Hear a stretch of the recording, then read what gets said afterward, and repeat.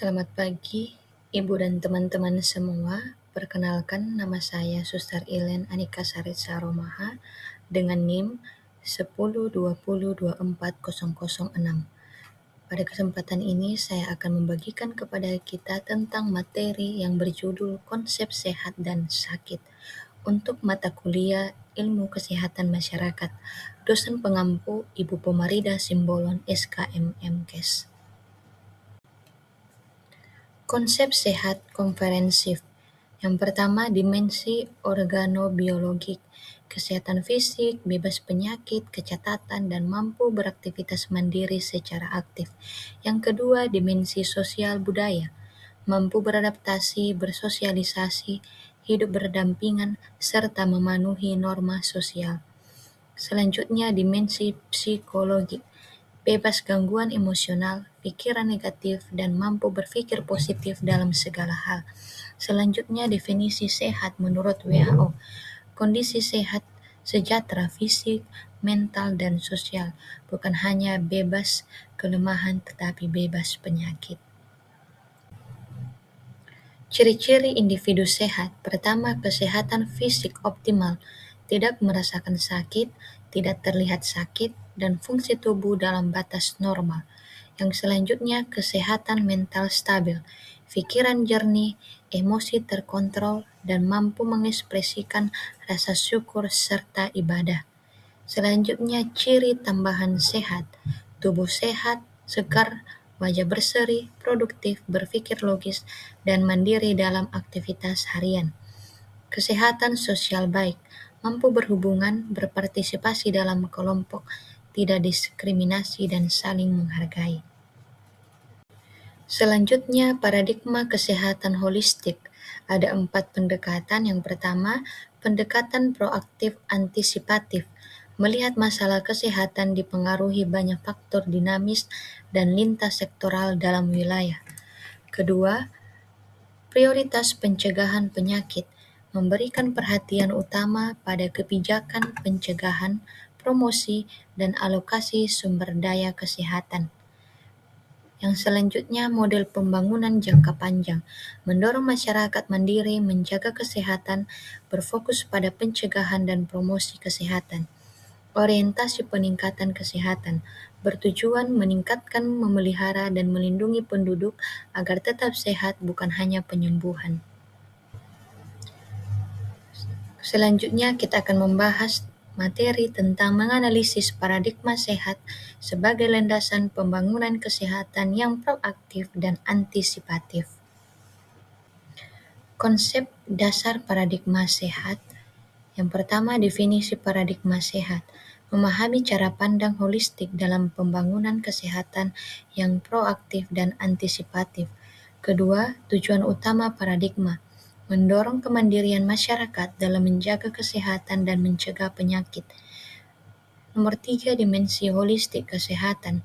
Meliputi aspek fisik, mental, sosial, dan spiritual untuk kesejahteraan optimal. Selanjutnya, fokus kebijakan kesehatan, mengutamakan pencegahan dan promosi kesehatan daripada pengobatan penyakit. Penerapan paradigma sehat. Pertama, alokasi sumber daya. Mengalokasikan sumber daya untuk menjaga yang sehat tetap sehat. Promosi kesehatan efektif, meningkatkan kesadaran dan perilaku hidup sehat melalui edukasi berkelanjutan. Peran masyarakat aktif, mendorong partisipasi aktif individu dan komunitas dalam upaya kesehatan. Selanjutnya, pendekatan lintas sektoral, melibatkan berbagai sektor untuk mengatasi masalah kesehatan secara komprehensif. Dampak dan manfaat paradigma. Pertama, peningkatan kualitas hidup, meningkatkan kesejahteraan fisik, mental, dan sosial masyarakat secara menyeluruh. Kedua, pengurangan beban penyakit, menurunkan angka kesakitan dan kematian melalui upaya pemulihan yang kuat. Selanjutnya, efisiensi pelayanan kesehatan, mengurangi biaya pengobatan dengan fokus pada pencegahan dan promosi kesehatan. Keempat, masyarakat mandiri sehat, menciptakan masyarakat yang mampu menjaga dan meningkatkan kesehatan mereka sendiri. Selanjutnya, analisis tahapan perilaku sakit dan implikasinya. Fase pengenalan gejala penyakit. Pertama, interpretasi gejala personal. Penafsiran gejala berdasarkan pengalaman pribadi, pengetahuan, dan persepsi subjektif terhadap kondisi kesehatan. Kedua, keputusan mencari informasi.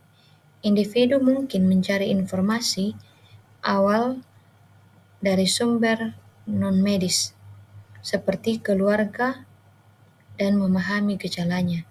Pengaruh budaya dan lingkungan. Individu mungkin mencari informasi awal dari sumber non-medis seperti keluarga atau internet untuk memahami gejala. Selanjutnya, identifikasi awal ketidaknyamanan. Individu memulai merasakan adanya perubahan atau gejala yang tidak biasa pada tubuhnya, memicu kesadaran awal. Fase pencarian bantuan medis, konsultasi profesional kesehatan, keputusan untuk mencari diagnosis dan penanganan dari tenaga medis profesional seperti dokter atau perawat. Pilihan jenis pelayanan, memilih antara fasilitas kesehatan primer, spesialis, atau alternatif berdasarkan tingkat keparahan dan kepercayaan. Dukungan sosial dalam pengobatan, peran keluarga dan lingkungan sosial dalam mendukung proses pencarian bantuan medis dan kepatuhan pengobatan. Keempat, kepatuhan terhadap saran medis. Tingkat kepatuhan individu terhadap rekomendasi pengobatan, diet, atau perubahan gaya hidup yang disarankan. Dampak kondisi sakit pada individu. Dampak psikologis dan emosional. Munculnya perasaan cemas, stres, depresi, atau perubahan suasana hati akibat kondisi kesehatan yang menurun. Beban ekonomi dan finansial. Biaya pengobatan, hilangnya pendapatan, dan pengeluaran tak terduga dapat menimbulkan tekanan finansial signifikan. Selanjutnya, perubahan peran sosial. Individu mungkin mengalami perubahan peran dalam keluarga, pekerjaan, atau masyarakat karena keterbatasan fisik. Gangguan fungsi fisik. Kondisi sakit dapat menyebabkan penurunan kemampuan fisik, membatasi aktivitas sehari-hari dan produktivitas. Tahap-tahap perilaku sakit dan dampak sakit. Tahap pertama, mengalami gejala atau transisi. Kedua, asumsi terhadap peran sakit, sick-role. Tahap ketiga, kontak dengan pelayanan kesehatan. Tahap keempat, ketergantungan. Tahap kelima, penyembuhan atau rehabilitasi. Rentang sehat dan sakit. Sehat dan sakit berada pada suatu rentang di mana setiap orang bergerak sepanjang rentang tersebut. Rentang sehat sakit, menurut Neumann, sehat dalam suatu rentang merupakan tingkat kesejahteraan klien pada waktu tertentu yang terdapat dalam rentang dan kondisi sejahtera yang optimal dengan energi yang paling maksimum sampai kondisi kematian yang menandakan habisnya energi total. Rentang sehat sakit adalah suatu skala ukur secara relatif dalam mengukur keadaan sehat atau kesehatan seseorang. Pertama, kedudukannya pada tingkat skala ukur, dinamis dan bersifat individual. Kedua, jarak dalam skala ukur, keadaan sehat secara optimal pada satu titik dan kematian pada titik lain. Sekarang kita masuk pada contoh kasus. Andi rutin berolahraga, mengkonsumsi makanan bergizi, memiliki hubungan sosial yang baik dengan teman-temannya, dan merasa tenang dalam menjalani aktivitas sehari-hari. Meskipun sesekali mengalami kelelahan, ia tetap dapat menjalankan fungsinya dengan baik. Pertanyaannya, berdasarkan konsep sehat menurut WHO, kondisi Andi menunjukkan bahwa sehat adalah tidak memiliki penyakit sama sekali. B. Keadaan bebas dari cacat fisik saja. C. Keadaan sejahtera fisik, mental, dan sosial.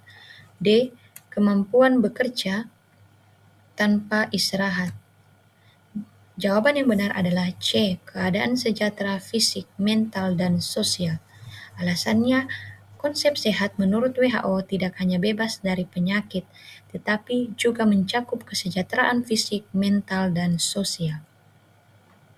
Kasus yang kedua, Siti sering merasa pusing dan lemas, sehingga ia merasa tidak mampu mengikuti pelajaran di sekolah. Setelah diperiksa dokter, ternyata tidak ditemukan gangguan kesehatan yang serius. Berdasarkan konsep sakit, kondisi Siti menunjukkan bahwa sakit dapat dipandang sebagai A. Kondisi yang hanya ditentukan oleh hasil pemeriksaan dokter. B. Pengalaman subjektif yang dirasakan seseorang. C. Penyakit menular yang harus dirawat di rumah sakit. D. Gangguan yang selalu terlihat secara fisik. Jawaban yang benar adalah B. Pengalaman subjektif yang dirasakan seseorang. Alasannya, seseorang dapat merasa sakit walaupun belum ditemukan kelainan medis. Perasaan tidak nyaman yang dirasakan individu disebut illness, sakit subjektif.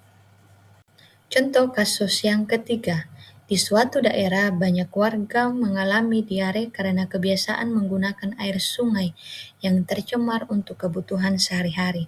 Kondisi ini menyebabkan angka kesakitan meningkat. Faktor yang paling memengaruhi kondisi kesehatan masyarakat pada kasus tersebut adalah A. Keturunan, B. Pelayanan kesehatan, C. Lingkungan, D. Usia. Jawaban yang benar adalah C. Alasannya, air yang tercemar merupakan faktor lingkungan yang dapat memengaruhi kesehatan dan menyebabkan timbulnya penyakit pada masyarakat. Baik, Ibu dan teman-teman, demikianlah materi yang bisa saya bagikan kepada kita semua. Semoga bermanfaat dan sampai jumpa lagi.